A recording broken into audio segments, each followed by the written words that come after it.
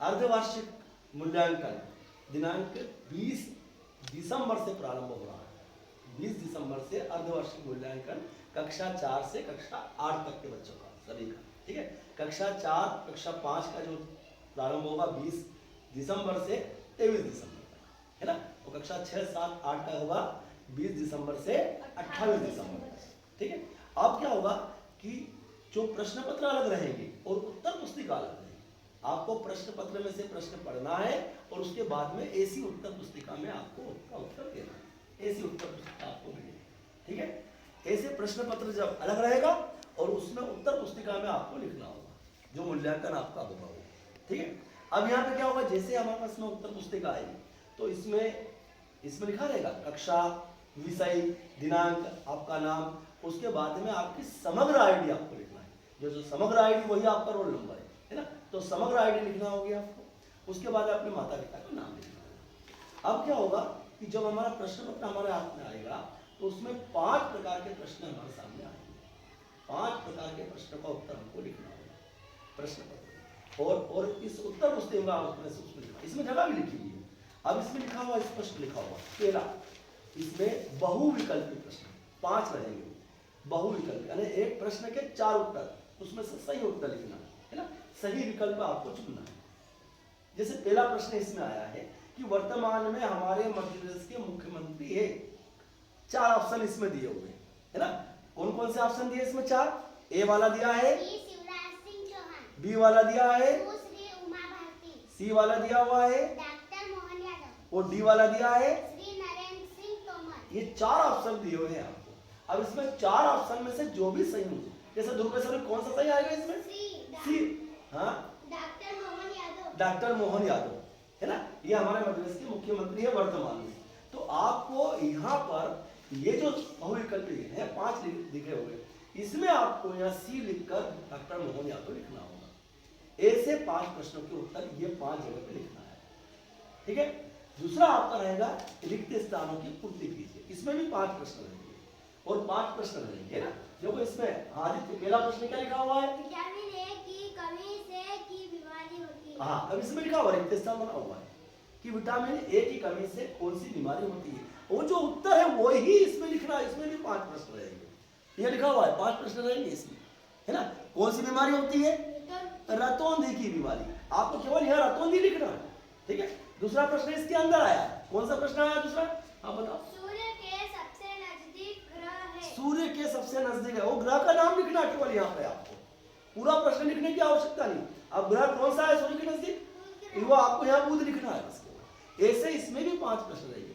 तो पहला हमने लिखा बहुविकल्प, सही विकल्प चुनना आपने को, है ना। 4 में से एक उत्तर रहेगा सही। उसके बाद में दूसरा रहेगा रिक्त स्थान, इसमें भी 5 प्रश्न रहेंगे। और तीसरा रहेगा अति लघु उत्तरीय प्रश्न। लघु का मतलब होता है बहुत छोटा, और अति लघु उत्तरीय मतलब छोटे में भी छोटा, है ना। 2 या 3 शब्द में, केवल 1 या 2 शब्द में, केवल, है ना। केवल शब्द में उसको उत्तर देना है। 1 शब्द में या 2 शब्दों में इसके उत्तर लिखना है। और वो यहाँ पे जगह रहेगी, इसके पास जगह भी कम रहेगी, है ना। जैसे मान लो एक प्रश्न इसमें लिखा हुआ है, प्रश्न हमारे सामने आया, एक प्रश्न आया है कि कांसे से बनी कोई 2 वस्तुओं के नाम बताओ, है ना।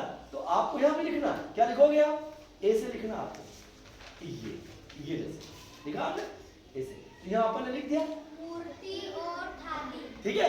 प्लेट बनती है कांसे की और मूर्ति भी बनती है। मूर्तियां जो बनती है भगवान की वो कांसे की बनती है। तो ऐसे हम उसके उत्तर 1 या 2 शब्द में लिखेंगे इसके उत्तर। इस बात का ध्यान रखना, ठीक है। ये हमारे अति लघु उत्तरीय प्रश्न होंगे। ये रहेगा कौन से नंबर से? 11 नंबर से 16, 6 प्रश्न रहेंगे अपने। उसके बाद में फिर हमारा पास में आएगा लघु उत्तरीय प्रश्न। लघु उत्तरीय प्रश्न, लघु या छोटा, ये भी, इसमें भी 2 या 3 वाक्य में उत्तर देना, शब्दों में नहीं उत्तर देंगे, इसका वाक्य में उत्तर देना, है ना। जैसे हमारे सामने प्रश्न दे दिया, कौन सा प्रश्न दे दिया कि पानी में घुलने वाली वस्तुओं के नाम लिखो।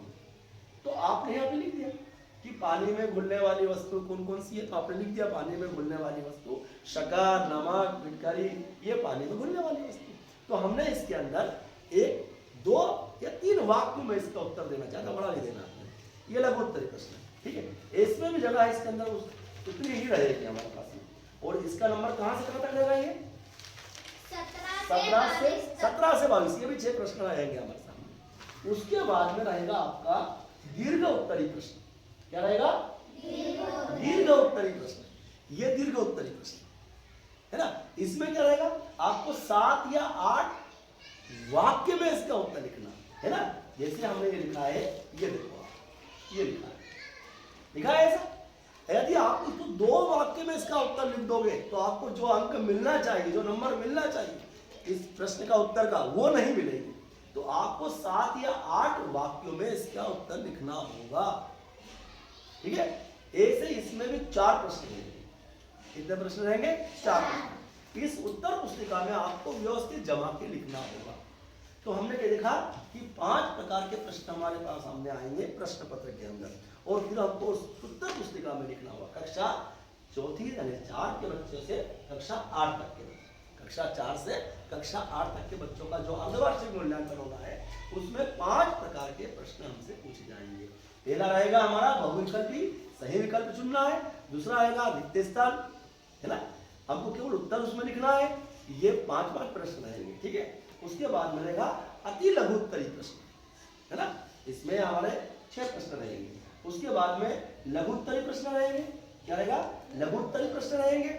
और उसके बाद में रहेंगे दीर्घ उत्तरी। ये 5 प्रकार के प्रश्न इसके अंदर रहेंगे। ठीक है, समझ गए आप बात को?